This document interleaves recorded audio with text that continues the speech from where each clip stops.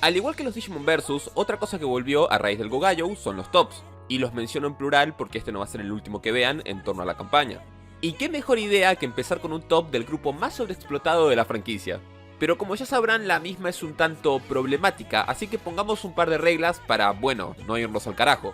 En primer lugar, el top radica en las formas normales de los Royal Knights, así que nada de las formas X. En cualquier caso, si noto que este video tuvo un apoyo enfermo, sacaremos uno de las formas X. En segundo lugar, Alphamon claramente no está incluido, pero pueden tomarlo como el puesto número 0. Es literalmente el Royal Knight más fuerte, siendo un ser atemporal el cual puede parar el tiempo, a su vez viajar entre universos, posee la habilidad de usar magia y ya demostró en varias ocasiones que está muy roto. En tercer lugar, se utilizaron principalmente los perfiles de referencia al momento de hablar de las habilidades. Yo sé que Lord Nightmon y Dynasmon de Frointer te gustan mucho, pero literal en el anime los hicieron mierda. Y según otros productos, eso no debió ser tan así, o de plano siquiera pasar. Con esas reglas pautadas, podemos proseguir. Puesto número 5, Ulforce Vidramon. Este top fue particularmente difícil en varios aspectos, debido a que dejando de lado algunas excepciones, estuvo bastante reñido.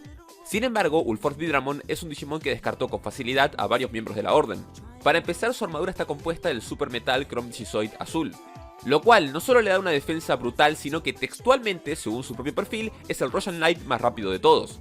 Con esto presente, Digimon como Megamon no solo no podría ni atacarlo, sino que también tendría una gran desventaja tanto ofensiva como defensiva, al no tener, bueno, Chrome Digizoid. Esto mismo aplica a otros miembros como Lord Nightmon y Dufmon. Pero aún así, si se enfrentara a un Digimon como Dukemon, el cual sí posee Chrome, está el hecho de que para este debería ser imposible darle con un ataque. Lo mismo aplica a Gankomon, Digimon que por cierto posee un ataque el cual debería ser capaz de destruir el Chrome, o cuanto menos dañarlo. Pero obviando eso, en el hipotético caso de que uno de estos dos lograra atacar a Vidra, nuestro Royal Knight cuenta con su habilidad sagrada, Ulforce, la cual le permite reconstruir su data, que bueno, no es otra cosa que una habilidad regenerativa, la cual lo protege. Para que se den una idea del poder de dicha habilidad, en el manga Vitamer 01, Zero, el Ulforce Vidramon de Taichi, recibe el ataque God Matrix de Arcadimon Super Ultimate. Un ataque que tiene la capacidad de reducir a un Digimon a ceros y unos, o sea, su composición básica. Y aún así, Ulforce Vidramon pudo detenerlo sin ningún tipo de problema gracias a la habilidad que les acabo de mencionar. Y ya que estamos con el tema, el God Matrix debería hacer mierda a Digimon como Omegamon y Dukemon. Y no me refiero a que parcialmente los dañe, sino que, literal, con un solo golpe estarían muertos. Así que no creo que haga falta decir más, salvo que es súper merecido este puesto. Puesto número 4, Craniummon. Determinar que Royal Knight podría romperle el orto a Ulforce en un combate mano a mano fue complicado. Es decir, lo tenemos claro en los puestos principales, pero no con uno que sea simplemente más fuerte que él. Y después de debatirlo mucho decidimos que Craniummon era la mejor opción, lo cual puede ser particularmente cuestionable. Es decir, dependiendo de cómo se lo mire, Cranium podría ser el quinto y Ulforce el cuarto. Pero por los siguientes motivos nosotros decidimos que, bueno, sea como lo ven acá. Craniummon es el Royal Knight más duro de todos, seguido por Slavemon, el cual tiene Red Digizoid, lo cual lo dota de capacidades defensivas superiores a todo el resto de los Royal Knights, exceptuando a, bueno, el propio Cranium, el cual tiene Black Digizoid. Pero dejando ese punto de lado, este Digimon posee una habilidad llamada God Bless. Esto permite que su escudo mágico Avalon lo defienda de cualquier ataque sin importar de qué dirección venga durante 3 segundos. Ergo, Ulforce no le podría hacer un carajo. Y no solo no le podría hacer un carajo, sino que al momento de contraatacar, Craniummon puede usar su Clion Solaris. Este ataque consiste en disparar una onda sónica a velocidad supersónica girando su lanza. Y por enfermo que parezca, cualquiera que reciba este impacto va a terminar bailando hasta que todos sus datos sean pulverizados por la onda expansiva del ataque. En resumen, y bajo nuestro punto de vista, sin importar lo rápido que Ulforce sea, tarde o temprano tendría que atacar. Y en ese momento no solo no le podría hacer nada a Cranium, sino que a su vez tarde o temprano recibiría un ataque.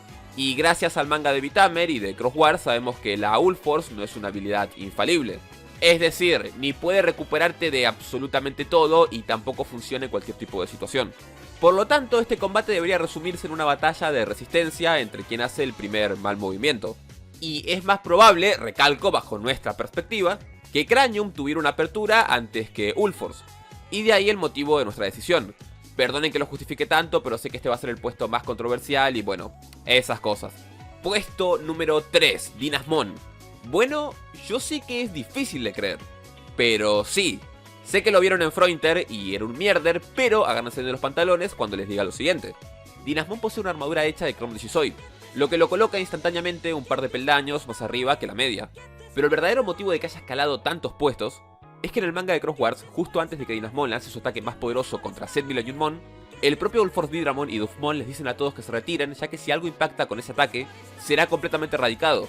Esto quiere decir que los Royal Knights que estaban ahí presentes reconocen a Dynasmon como el miembro con mayor poder destructivo, y entre los que estaban ahí se incluye a Craniumon. Por lo tanto, no sería loco decir que si este ataque impacta en cualquiera de los puestos anteriores, los eliminaría. Ahora bien, si tuviéramos que debatir si Dinas es capaz de ganar en cualquier tipo de situación en un 1 a 1 contra los otros dos, bueno, ya estaríamos entrando en otro terreno. Digo, tienen que recordar que este top va de los Royal Knights más poderosos y efectivamente Dynasmon es más poderoso que los puestos anteriores. Si ese power level le da o no la victoria, ya no es asunto nuestro.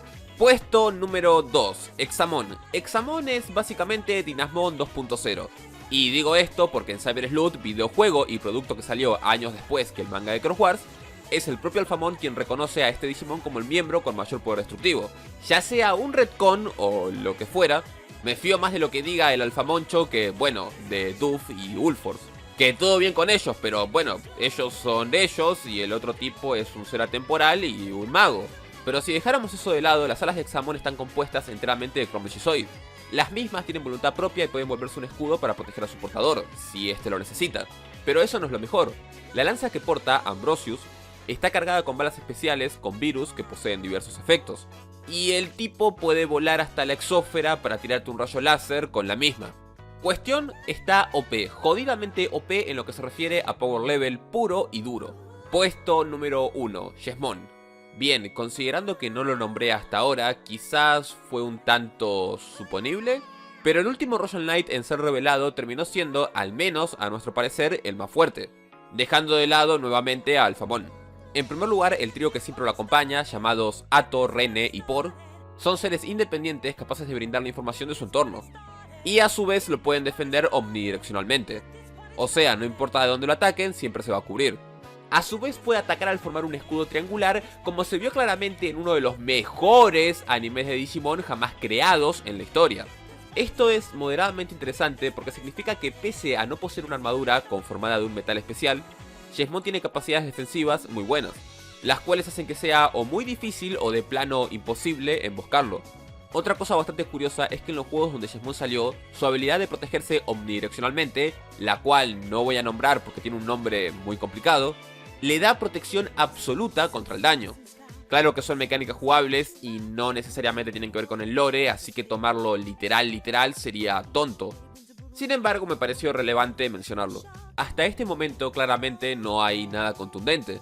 Nada hasta que llegamos a la habilidad más rota de Jesmon, Ox Generics. Esta habilidad le permite reescribir temporalmente sus datos para trascender las leyes de la naturaleza.